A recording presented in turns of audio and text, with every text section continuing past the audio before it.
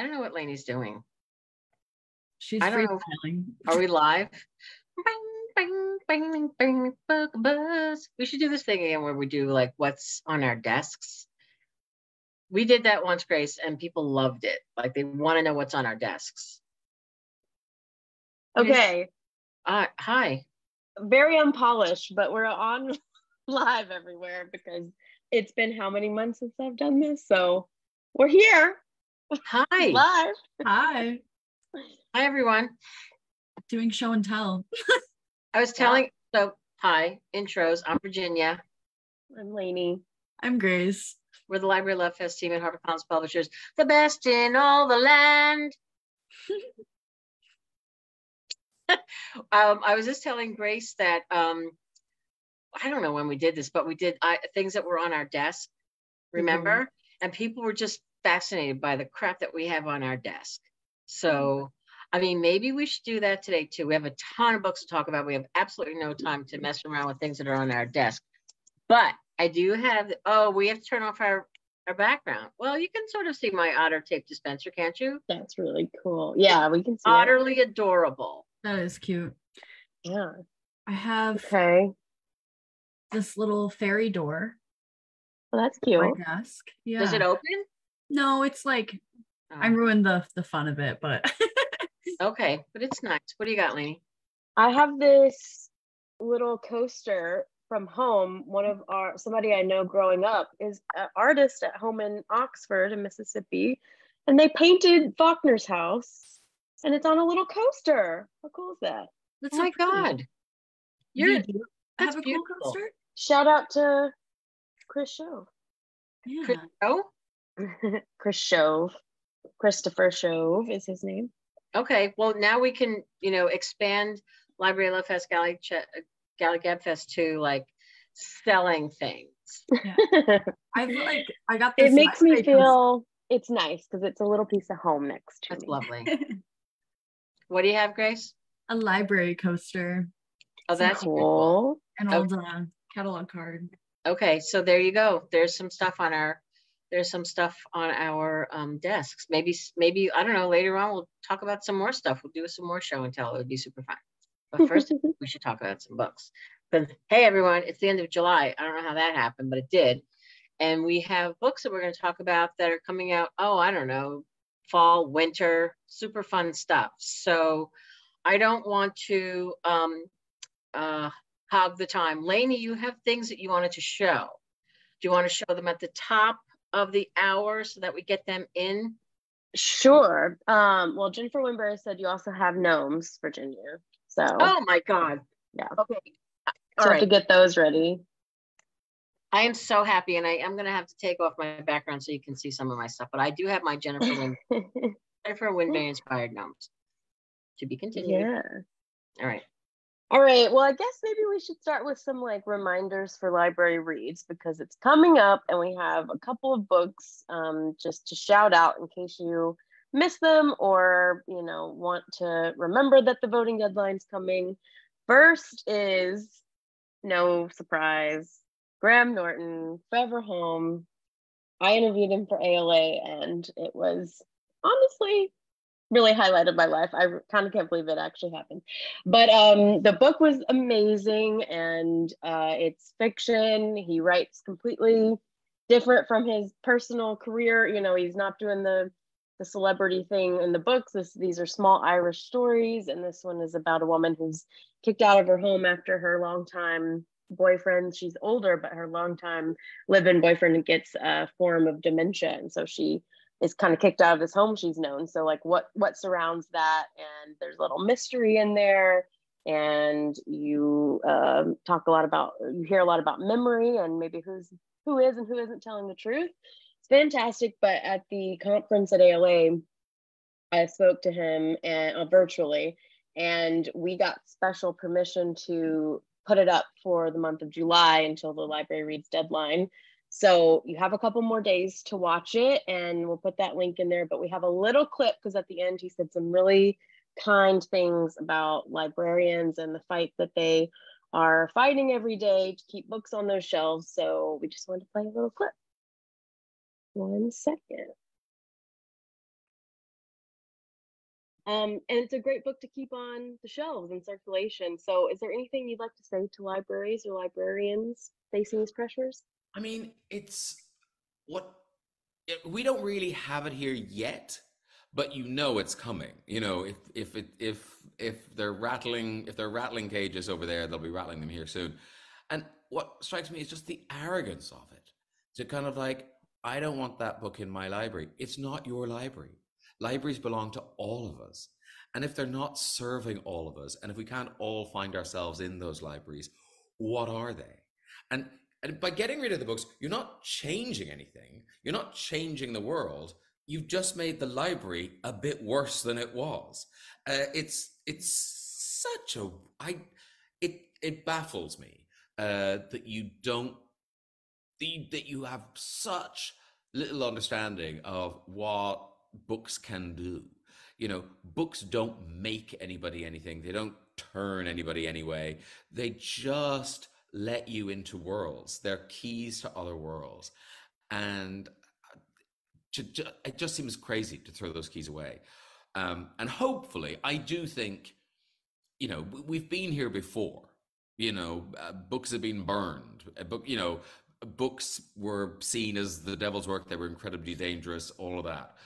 So we recognize this, and we know we will get past this. It's going to get better again. But for librarians, I mean, who became a librarian to be on the front line of some sort of weird culture war that no one declared, nobody wanted? So I do feel for librarians having to deal with this sort of stuff. It must be awful. But those people are noisy. But the vast majority of the people maintaining silence in the library, you know, they're so supportive of libraries. And it's a great book to keep on. Okay. So Graham Norton's sister is a librarian. He speaks so kindly that just 2 minutes, it's a 50-minute interview, which I know is a time commitment, but it's truly so wonderful. We couldn't cut any of it. It was all great. So you have a couple of more days. I will put the link in there. You can go watch it. If you haven't read it, it's on Edelweiss and Galley. Also, the advanced audio is available. So, you know, he reads the audiobook. You can listen to that probably on a weekend and get your votes in by August 1st. Yeah, it was great. It was a wonderful conversation. Can't speak highly of it enough. By the end, it was like, it wasn't an interview, not even by the end, almost like from out the gate, Lainey. It was like you know, it was just a really neat conversation between two people, and you guys just clicked. I mean, the publicist was like, wow, this is amazing. And everybody that's watched it has just loved it. And that's a great clip. That's the one that we showed at ALA. But yeah, so yeah, check it out, watch it. It's there for the viewing, thanks to the American Library Association through August. We get to keep it up through August. So, oh, really? Okay. I don't know why I thought August 1st, but that's amazing. Yep. August. Keep it up till August, and then it goes bye-bye. So don't dawdle. And please, if you're the voting kind, consider it, because it's a wonderful read. The other book that's hot, 150,000 announced print and going on sale in September, which means you have to get your votes in if you're the voting kind, by August 1st, is The Mother-Daughter Murder Night. This book has got everybody talking about what a great page turner it is. The author is so cool. This is a whodunit with this multi-generational cast of women, grandmother, mother, daughter. And the author herself is a former NASA engineer, and she's a poet. She's a museum director. She's everywhere. In fact, Lainey, do you want to talk about the great tweet that came in for this book?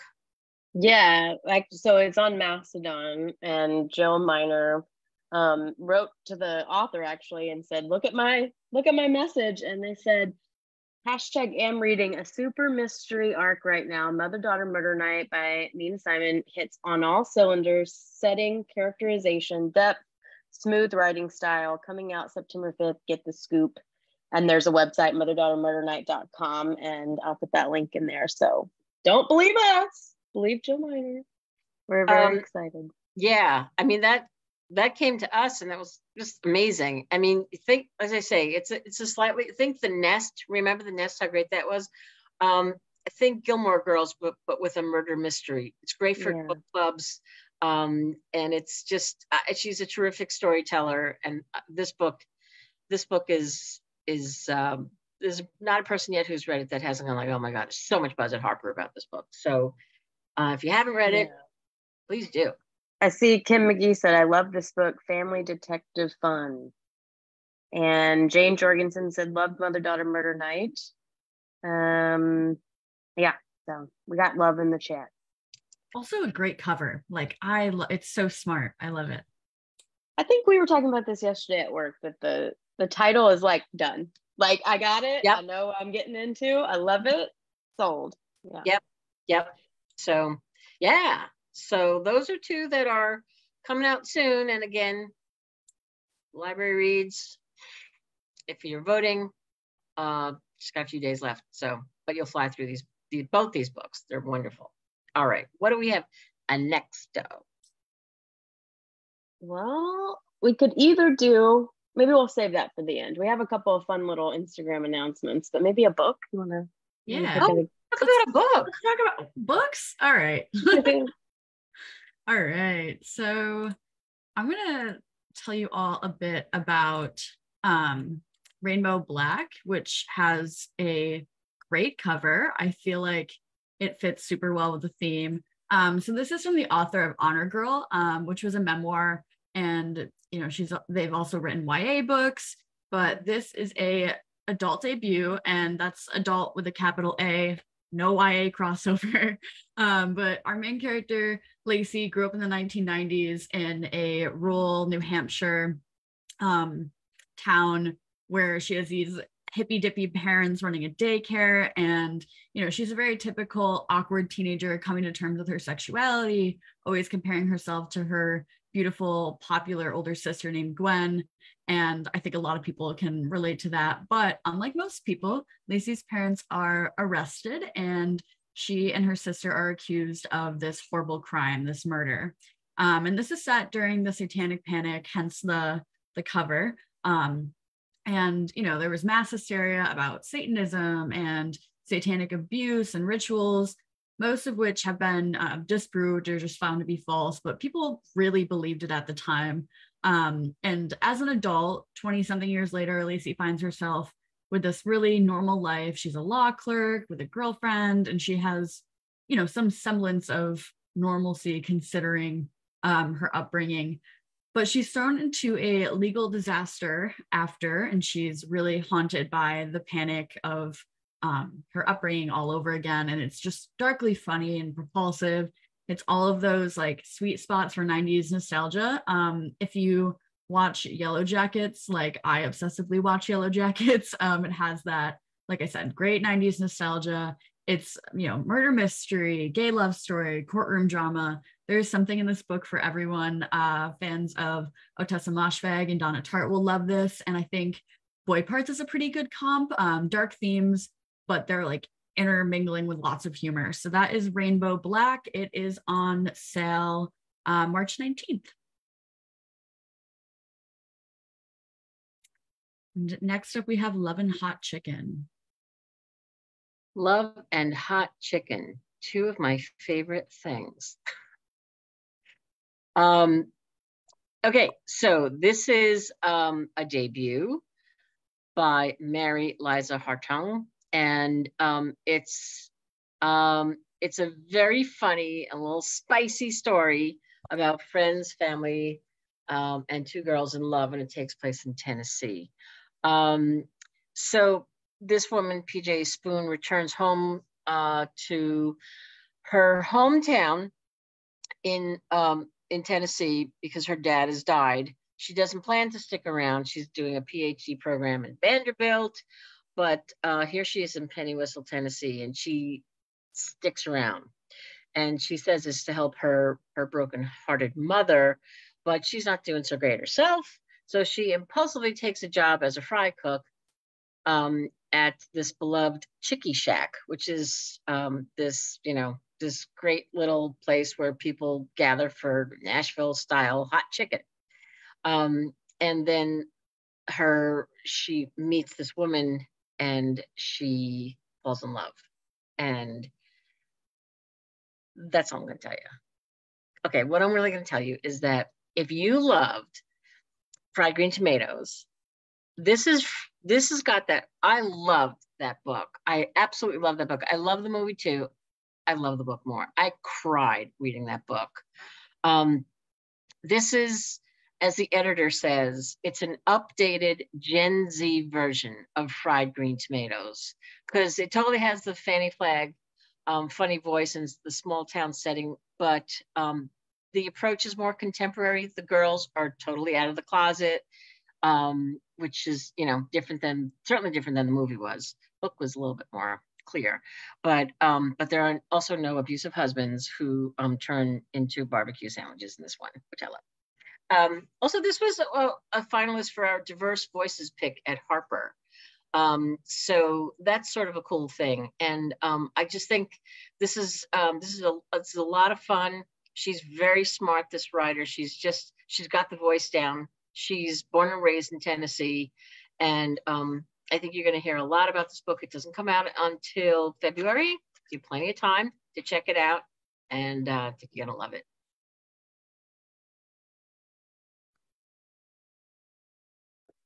All right. Put your tinfoil hat on with me. I understand. I get it. Okay.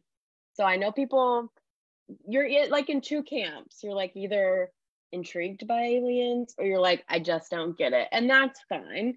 But as you saw with the hearings this week, aliens come up, or extraterrestrials or UAPs come up a lot in discourse and pop culture and, government, everything, and not just the little green men walking around. Sustainability, or looking for other planets that have held life and what we can learn from them, especially when our planet is going up in flames a little lately. And so Adam Frank takes everything you need to know about aliens, the science behind it, the look for aliens, the pop culture references, why we're so intrigued by them, why we're scared of them, why it's in our psyche, everything you need to know. It's like Aliens for Dummies put into this one book. He's an astrophysicist. He is a professor at in Rochester, and he's the principal in 2019. He's the principal investigator on NASA's first grant to study technosignatures, signs of advanced civilizations on other worlds. And his current work focuses on the life in the universe, climate change, and astrobiology of the Anthropocosms. Lots of words I'm not smart enough to understand. But I think people think aliens and think, oh, that's not around. But this shows us why this is so fascinating to everyone, and why we really do need to wonder about what's out there, not just to communicate or be scared of them, but to understand how we can use those lessons on our own Earth. And it's a blend of the scientific and pop culture, even debunking myths. Again, if you want to know all about the Drake equation for your next dinner party, he's got you. I feel like I've been boring a lot of people around me because I'm like, did you know? And then I'll say something from this book. It's fascinating, really accessible, but smart. And there's this stat that I shared at ALA, and I think it means a lot that Virginia said, can you read that again? Because if it resonated with me and then resonated again with her, it must resonate. So in the book, it said, if we imagine the amount of universe that this nonprofit research organization, SETI, researchers need to explore as Earth's oceans, only one hot tub's worth of H2O has been searched so far. And then would it make sense to declare that the ocean was fish-free if we had only searched one hot tub's worth of the oceans? So I think that puts in perspective just how big the universe is and how much we don't know about it. And so of course that's going to be one of the thoughts. And it goes all the way back to philosophers like ancient times and how they were thinking about these questions but had no way to do it, and just how advanced science has gotten from a few thousand years ago. So I am all about this book. I understand that there's some eye rolling and I get it, but it's so much more than, I was abducted in Arizona and I remember a green light or whatever. Like, it gets so much bigger than that. So I hope that even if you're a skeptic, you'll pick it up and learn a little bit about the science behind aliens and extraterrestrials and enjoy the book. Anyway, if you want to talk more about it, I could talk all day. So just give me a call. You were very compelling when we were walking around when we were in Chicago at ALA, and we had some time to just take in the sights. And you were telling me how much you love this book. And then when you gave the example, I said, that's so relatable. I mean, yeah, there's everything out in the news and about, that make people question things or sort of, as you say, roll their eyes and stuff. But Lainey, I think that the way that this book has really sort of resonated with you, and then how you can sort of make that accessible. I don't want to say believable, but intriguing. I think it's really good. I think this is the kind of thing that we do well with these kinds of books, in the right hands, with the right voices and the right listeners. And I'm talking about Library Love Fest and librarians. Yeah, I'm Team Alien, by the way. Like, I'm an Alien believer. So, and I love hearing Lainey talk about that one. When you told me the hot tub thing, it was kind of horrifying, but in like a good way. Like, it was scary, but like, okay. Yeah, I think it's also nice because you think of all of those crazy, or like in sci-fi and books, and he does a good job marrying like how those things come together to kind of weirdly predict what they are finding. But like other things about like, Area 51, what is it? Yeah, why did I just 51. Forget? Area 51. And he was like, really, like, they could be covering things up, but it really might just be, the Cold War. It might not have anything to do with aliens, but that's what got into people's psyche and they can't get rid of it. So I think it's a very practical way to look at a lot of these things. And he also, I didn't mention, he is also all over the news. He was called to speak on MSNBC on Ari Melber's show. Shout out to Ari Melber, who we had on Facebook Live. Our best friend. Yeah, he was asked to speak on that for these congressional hearings. So he's being called up continuously. He's on NPR's All Things Considered all the time. He actually was the science consultant for Dr. Strange. So he knows of what he speaks. Not only is he an academic, but he is called up from all the news sources. So he's really a leading voice, I think, in that space. And they also told me it was important to say Kim Stanley Robinson has agreed to blurb it. So sci-fi fans, rejoice. Sweet. Cool. All right. Our next book, The Great Divide. First of all, that cover is so beautiful. I want like wallpaper for my bedroom with that design on it. And this book has a lot of excitement in-house. The Echo team is really pumped about it, as are we. So this is a historical fiction novel about the construction of the Panama Canal, particularly the untold perspective of the locals who watch their homeland completely transform. I'm sure we all learned about it in school, but it was a very like US-centered perspective. And she really, flips us on its head and talks about the people who it directly affected, the people who live there. And it's this giant epic novel that is so engaging and character driven. And the cast of characters is phenomenal. So we have Omar and his dad, Francisco, and his dad's upset that he chooses to dig the canal for work, but he does so anyway, got to make some money. And then there's Ada, a 16-year-old girl from Barbados who wants to earn money for her sister's life-saving surgery. And John, who comes from America to eliminate malaria, but then his wife falls sick. And these characters' lives intersect really brilliantly. And I was just so impressed with the plotting. It's so meticulous. And I think a lot of that has to do with the research that Christina put into this book. And it's also very personal to her. Her family's from Panama and she, visited often. And with all of the themes from this about untold history and this great cast of characters, I think there's a lot to discuss here. And we have this great quote from Luis Alberto Urrea, the author of Goodnight Irene.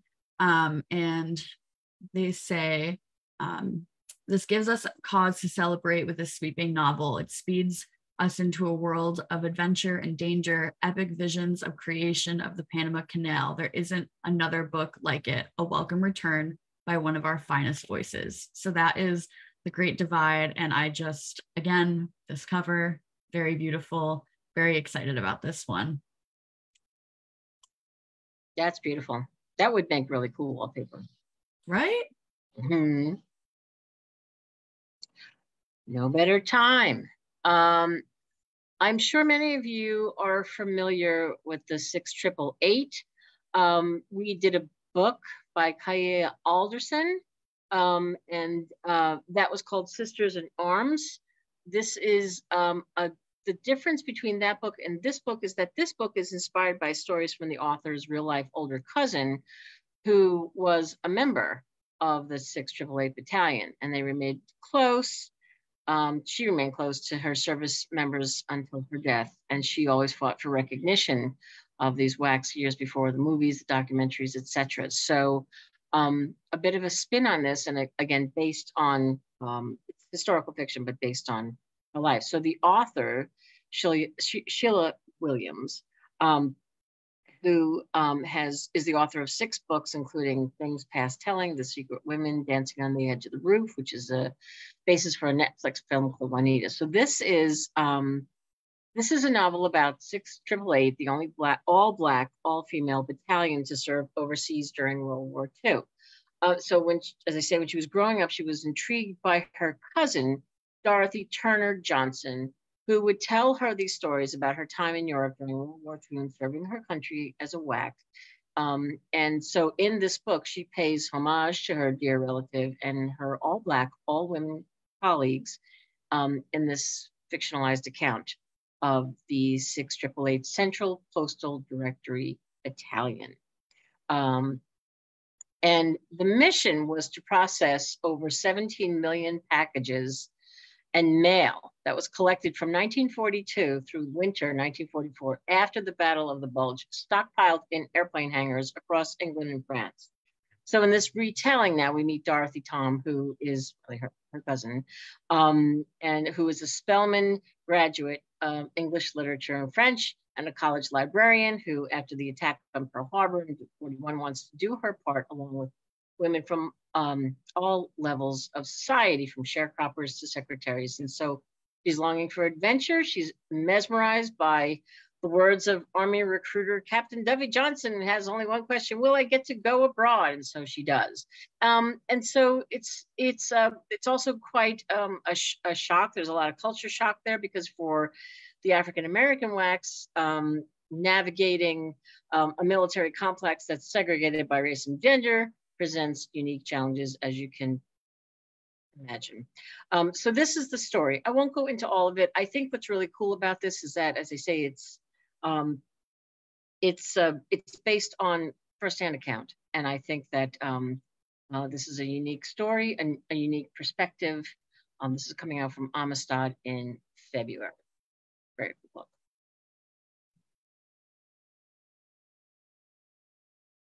Okay. Anna O by Matthew Blake.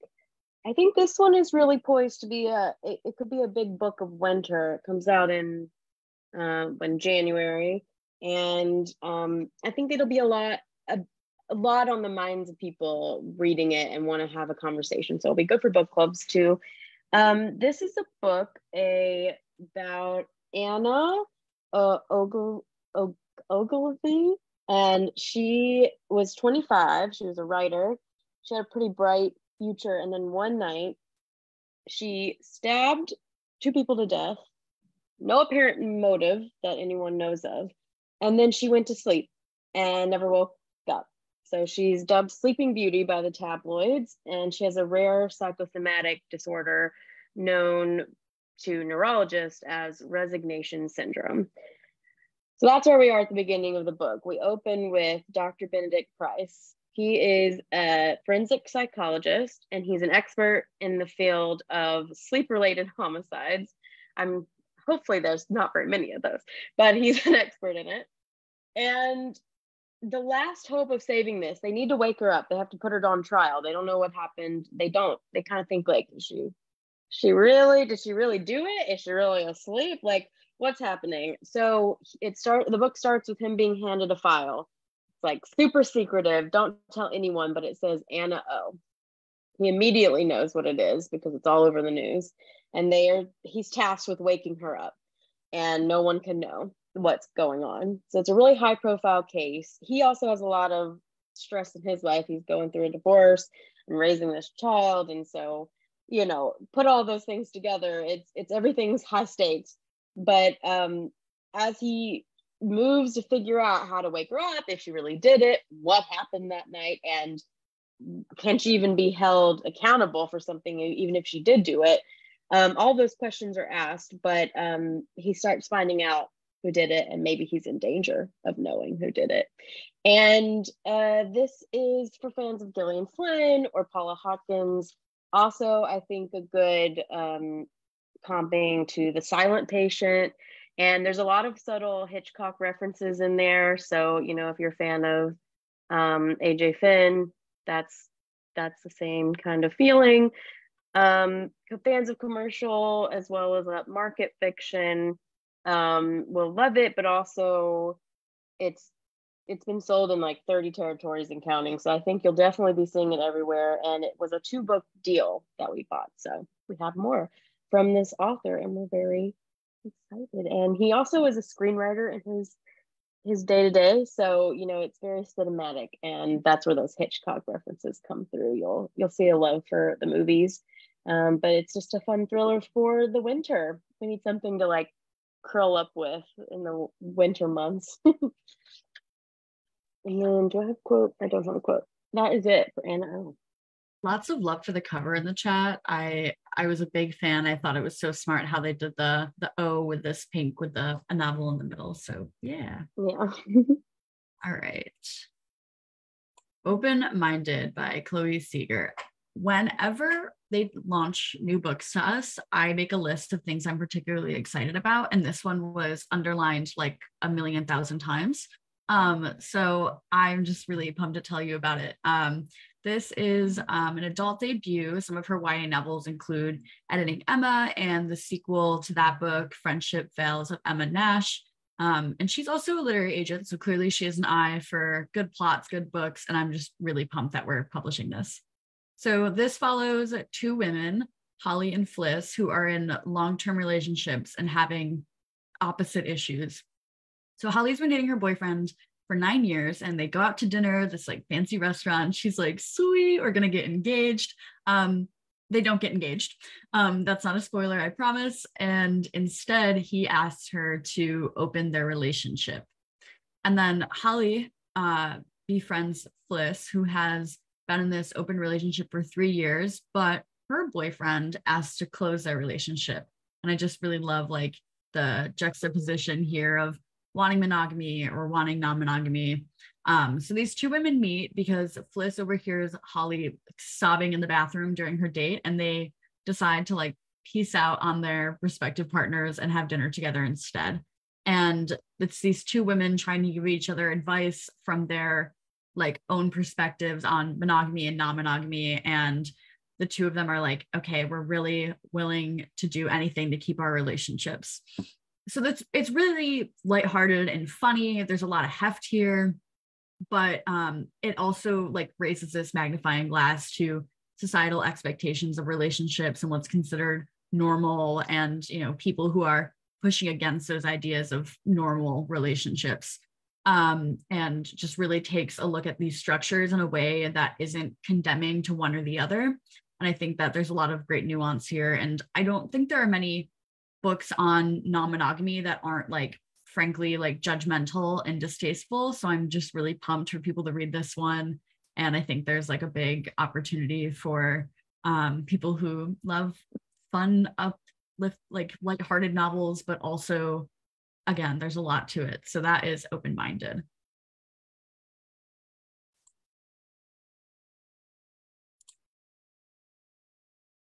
That's me. True North. Okay. Andrew Graff. Who didn't read Raft of Stars? Okay, so when we were at ALA in Chicago, and I said, okay, did anybody read Raft of Stars? And hands went up, and people were talking back to us about how much they loved Raft of Stars. So if you haven't read Andrew's first book, Raft of Stars, I highly encourage you to do it because he's such a beautiful writer. And this is his next, and it's a novel about marriage and whitewater rafting. And it's set in the 90s, and it is, it's the summer of 1993, and we meet these two people, husband and wife, their 3 kids, and they are pulling into this town with a 26-foot Winnebago camper van with their kids and the deed to the Woodchuck Rafting Company. So we learn about their relationship when they met, when they were young. They were adventurous river guides, these two, but a decade later, they find themselves weighed down by money worries and the demands of adulthood and being parents. And this town in Wisconsin, and in Wisconsin's Northwoods, could be maybe what they need to sort of jumpstart things. And so, but once Woodchuck, which is once the property of Sam's uncle, has seen better days and needs a serious overhaul if it's going to stand any chance of survival. So this is sort of their story about how they navigate the waters, and they navigate their relationship, and it's troubled, and it needs help. When this competing rafting outfit enters the picture with this book, because they buy this ramshackle river rafting business in Wisconsin, he buys it without telling his wife, which is nuts. And they have one summer to turn it around and make some money, and likely to turn their marriage around as well. And then enter this competing rafting outfit and this mining company that's threatening everything and possibly, bringing jobs to the community, but then destroying the land. And so it's really about sort of like, just trying to salvage things and trying to build things back up. The author knows of what he writes. He is a river guide. He knows this land well. There's one thing I want to read to you, and that is on Edelweiss, and you can go and do this yourself, but I'm going to read it to you. It's an author's note. I wanted to read it at ALA, but we're running out of time. I don't like how we are right now, but I don't care anymore because this is such a good beginning. So go to Edelweiss, go to the page, Andrew Graff's page for True North, and I'm just going to read the one paragraph. It's 3 sentences. Dear reader, a marriage can be hard. A wild river can be a teacher, and this novel is my way of selling everything I own and becoming a raft guide without asking my wife and kids to live in a van. True North is at once a love letter to a wild river from my own past and a call for those deep in the married with kids phase of life to persevere. It's my hope we stand to gain much on the far side of what can feel like wilderness. So it talks about when he married his wife back in 2009, and it's his story, but I just love the way he's just sort of woven this backstory, his own story in a way, into this novel. And again, he is he's worked as a whitewater rafting guide. He knows this profession well. He knows the land. It just lends authenticity to the prose, and I just go to that Edelweiss page when you get a chance to read that. It'll set you into this book, and then go back and read Raft of Stars, and you'll just be like, Andrew Graff for president. Okay, next. Let's skip this one until I'll show it at the end. Okay.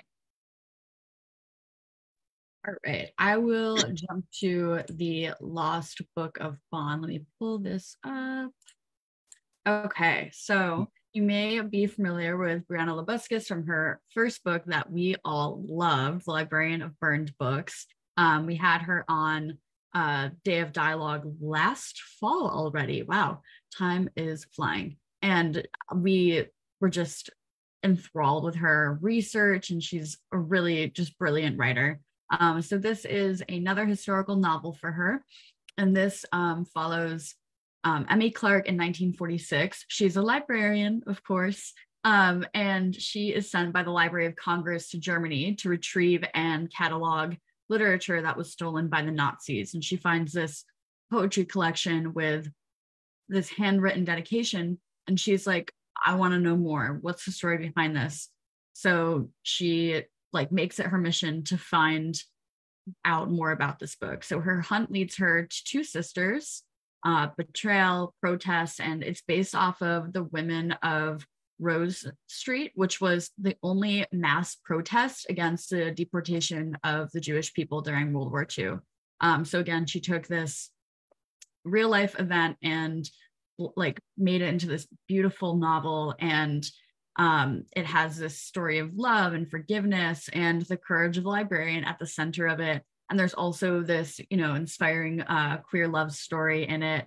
And I think people are just really, really going to enjoy this. And if you were a fan of her previous novel, again, Librarian to Burn Books, you got to pick this one up. I'm excited to see the cover of this one. We don't have it yet, but I'm really pumped to see what they're going to do with it. And I fingers crossed, want to talk to her about her research for this, because again, it's fascinating. And yeah, so that is The Lost Book of Vaughn. And Sleeping Giants. Sleeping Giants. I went and got some water so I could stop choking. How are we doing? We have 15 minutes left, so I'm going to go very quickly.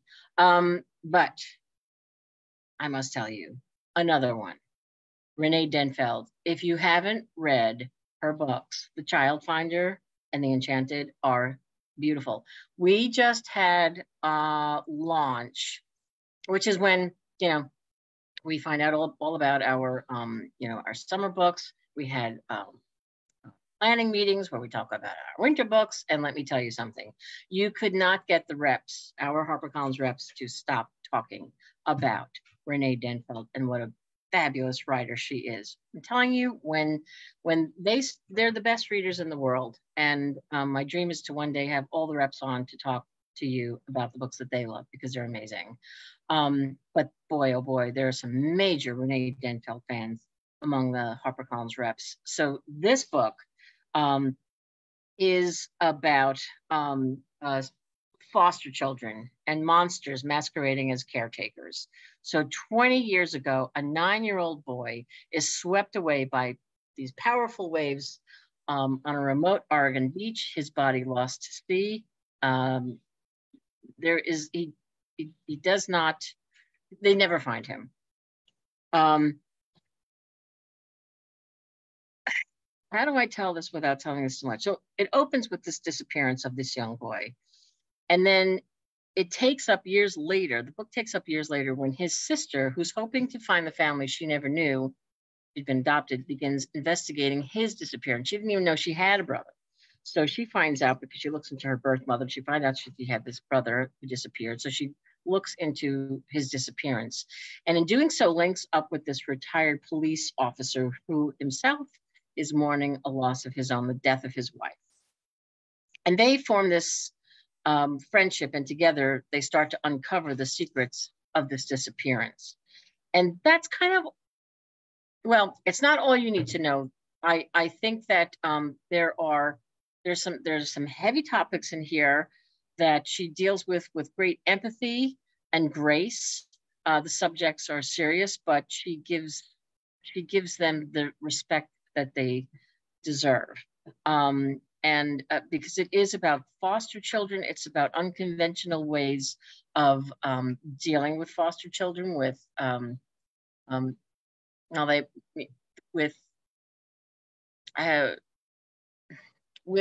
obedience and disobedience.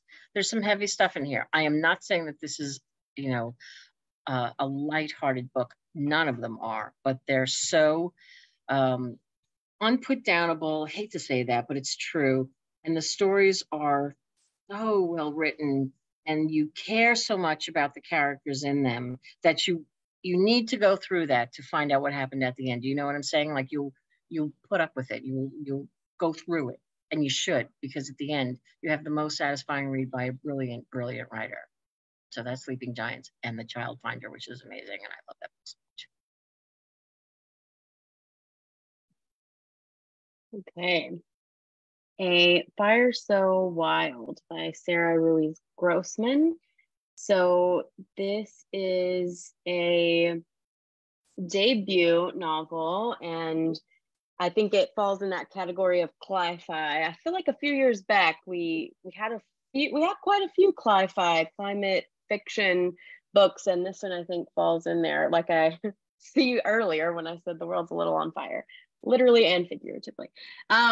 And so this novel, a debut, it's lush, it's got echoes of little fires everywhere. And when a wildfire creeps towards Berkeley, California, we see the group of people in this town forced to reckon with the cracks they've put in this town that maybe the fire can seep into, and what we've done to not be able to fight these as easily as we should. We have Abigail, who's a wealthy white woman. She's throwing a really lavish birthday party on the hillside to raise money for affordable housing, mainly just to prove to her family that she's made it. And then we have Sunny, who is going to, benefit from this affordable housing project. Right now, she's sleeping in a van on the shore, and she's up for an apartment in this complex, and it's for subsidized low-income rentals. So we're seeing these two women who are very adjacent but the same, working as the heat and the smoke comes ablaze upon this town, and confront inequities there. And it's got a great cast of characters, and I love this line. It says, questions why when everything burns, not everyone is left with scars. That's a good line. And I think we also were all talking yesterday, the three of us, and a quote for this book just came in. And I think we all stopped. So I wanted to read it. So Charlotte McConaughey said, a complex dissection of the impacts of climate change with an array of characters who feel true and affecting. A Fire So Wild tackles not only a terrifying natural disaster, but the scorching inequity of the aftermath and demands that we don't look away. So I think it's really topical. It's going to make a mark, and it comes out in February. So I hope you get a chance to look it over.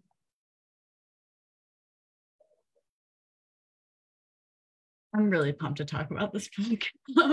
Nearly All the Men in Lagos Are Mad by Damilare Kuku.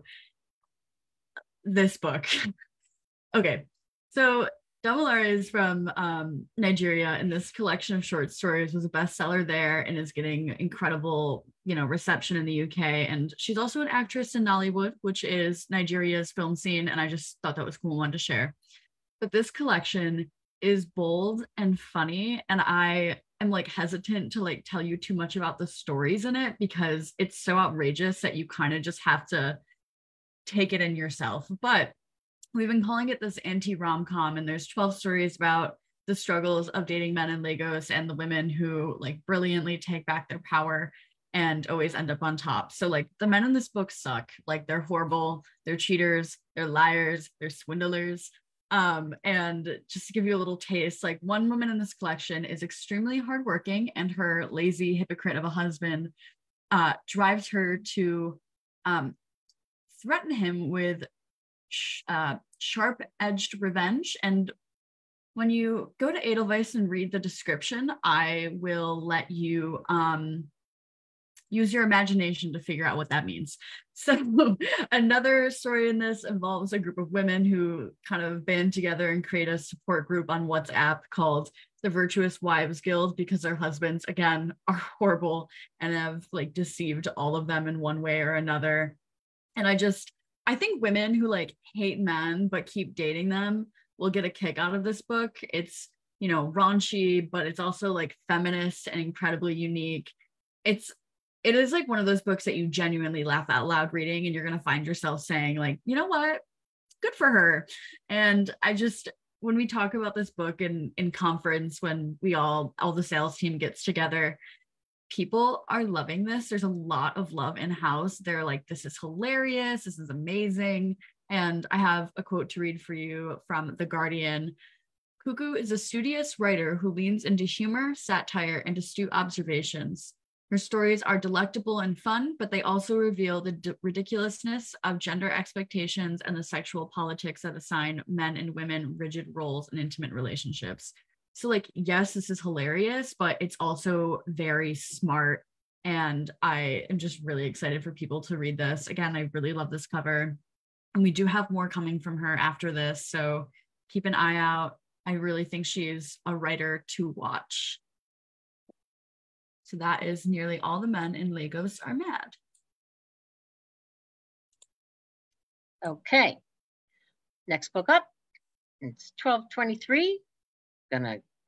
Where's the jacket? The jacket's taking its time, and I'm just going to start talking. The book is called Whiskey Tender. It's a memoir by Deborah Taffa. Deborah Taffa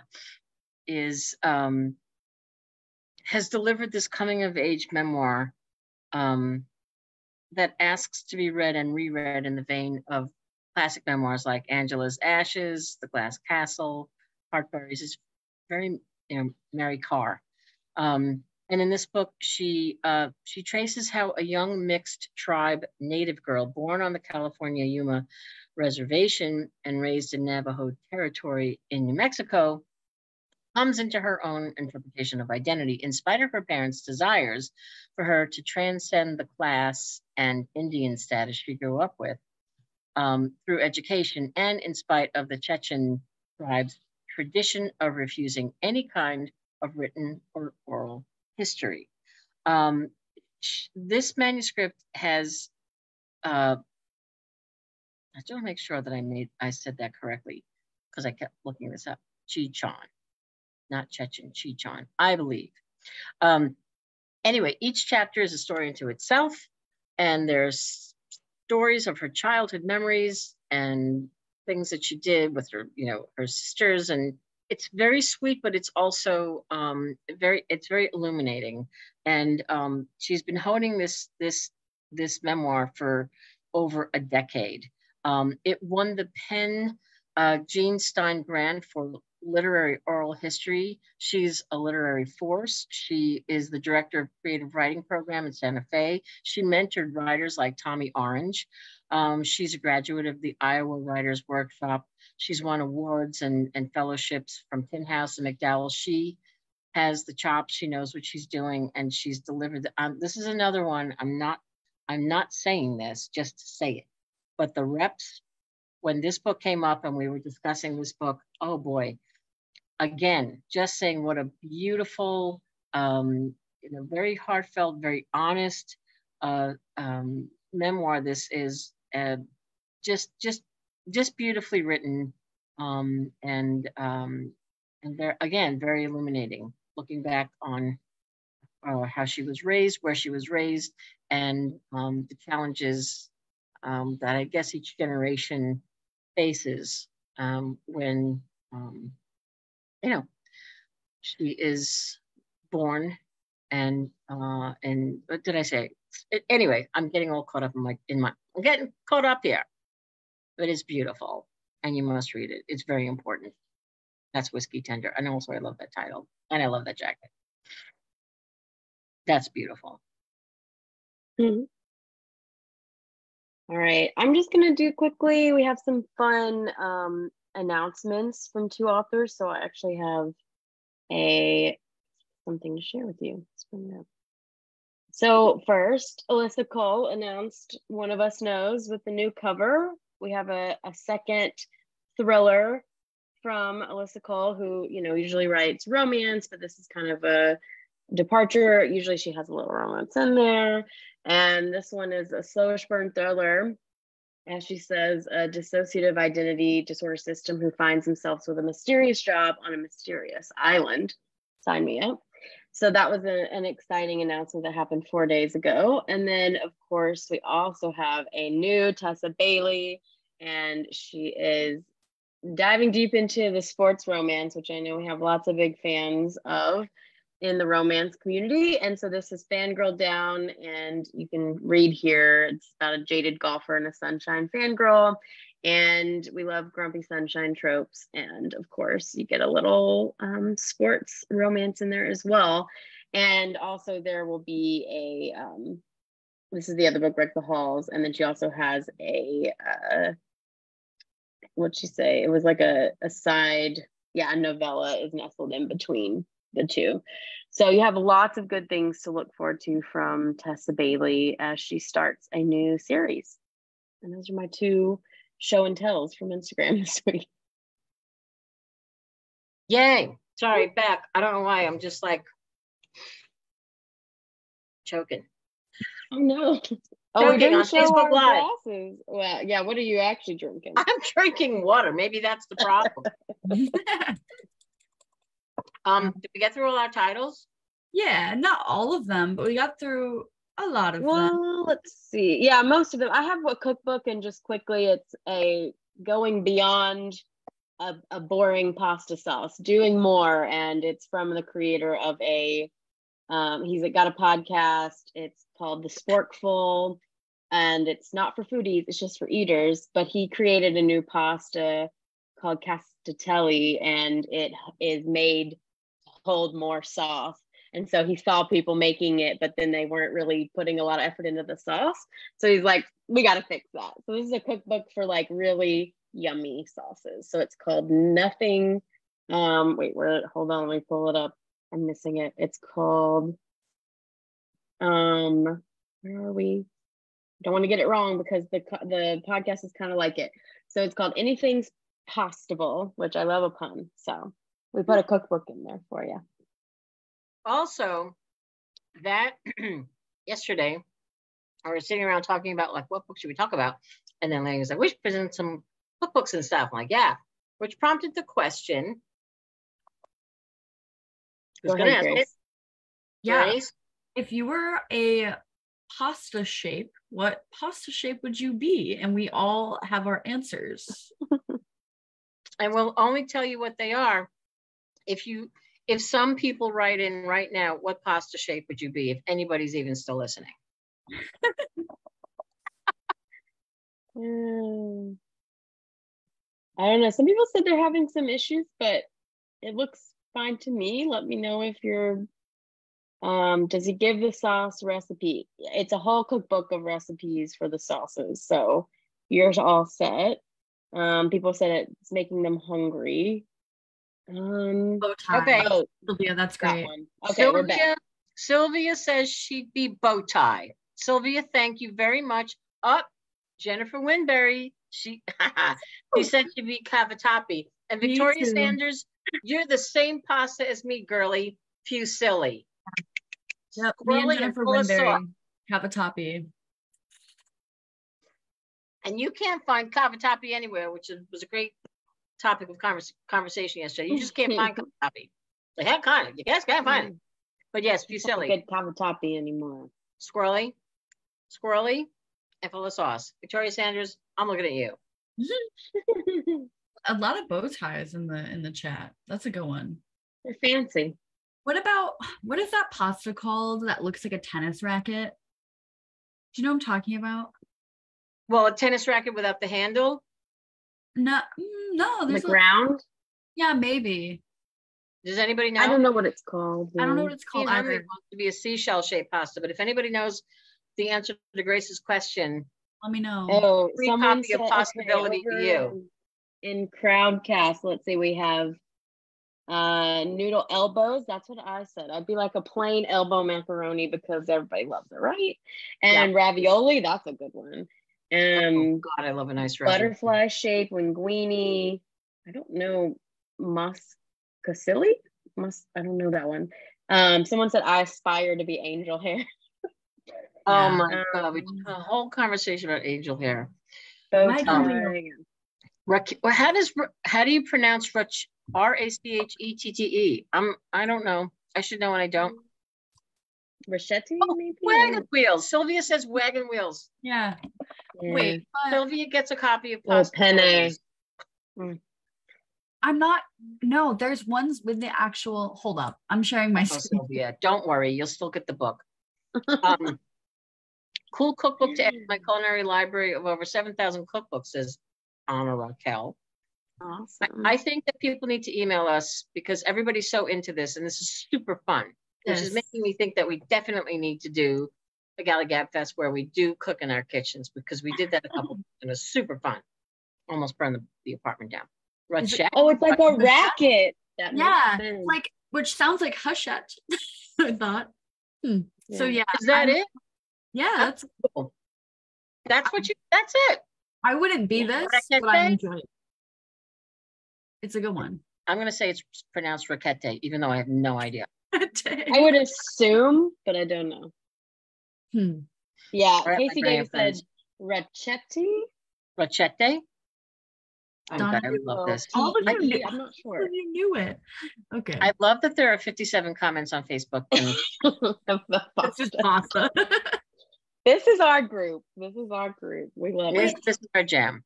I just got eGalley info because people What do you asked. Nearly all the men in Lagos are mad. So the person who asked, end of day today. So that's good news. Cool. Sleeping Giants, hoping to have it live in the next 2 weeks or so. Please check back. Yes. Yeah. That was such a quick response from Emily. So Thank you, Grace. Also, side note, I lost my glasses last night, so that's why I have these Mr. Magoo glasses on. I do not like them. I'm a little self-conscious, but I had to address it. Okay. Last thing, if anybody else has anything that they want to say, what I want to say in response to Jennifer Winberry is, yes, here are my gnomes. Well, actually, this is from Pepperidge Farm. So she doesn't go with the gnomes, but she's raising like one of those, bread roller thingies. I don't cook, so I don't know what that's, a rolling pin.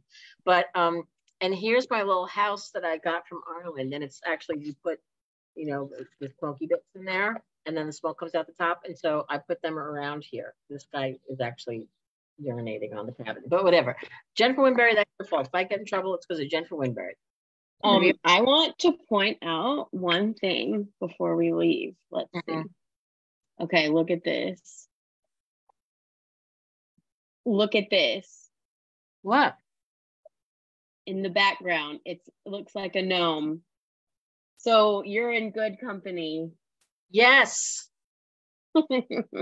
Yes. Good taste. Oh my God, look at all the books behind us. Does anybody else, either Lainey, Grace, or anyone watching, have anything they want to say before we bid adieu? I just said in the Facebook comments that I'm really embarrassed that I said bruschetta, but then like I feel like my Italian like family members and ancestors would be like, you're a disgrace, because that was a horrible pronunciation. So I just wanted to share that. First of all, A, what are watching? B, disgrace. Yeah, but I think we're all here. This is pasta. We are not chefs behind, but we are booksellers. So the pasta we're forgiving. You guys, it's so funny how many comments on Facebook. This is hilarious. Just everybody's talking about pasta now. HarperCollins is going to be like, what do you guys do? No, they're going to see the sales of this book go up and be like, how did that happen? We'll be like, pasta. Just come to us. Thank you all so much for listening. Yeah. And I don't know. Thanks, Lainey. Thanks, Grace. This was fun. It's good to be back together again, all three of us, because we've been here, there, and everywhere. And if you're anywhere as hot as New York City, drink water, stay cool. Or Costco sangria, which is what I poured. And then I got a cup just for you. It says, my book club only reads wine labels. So there you go. Did you drink it? Here you go. It might be bad. It's been open for a bit. Smell it first before you drink it. Oh, jeez. Pretty yummy. Oh, good. And it's also like this big because it's Costco. Yeah. Hey, we miss you all, and this is fun. But I don't know. Wish we could hear you and see you. We'll have to do something fun where we ask people to come on and talk to us, because I just feel like we talk into a void, but I do love all the comments. They're so funny. Anyway, yeah, Jennifer Winberry. Oh, thank you all. Thank you. Donna Rasmussen loves Costco sangria, and they add fruit. Yeah. To do. Oh my God, I want to do that right now. A little pasta. So everyone, I hate to say goodbye because I'm just gonna, I don't know. Isn't it weird? We don't want to say goodbye. Is there anything else we want to talk about? I don't know. Stay cool. Have a good summer Friday if you're participating. Yeah, watch it out there, you guys, because it is nasty. So, hydrate. Stay inside. And yeah, we'll be back. We'll be back with more good stuff. So until then, be well and reach out to us for anything. And if anybody wants the Possibility book, or whatever it's called, what's it called? It's called Possibility. Right? See, I'm always, anything's possible. Which we also love a pun here, so yeah. You love a pun. What's the pun? I love a pun. What's the pun date on the Possibility? It is March 19th.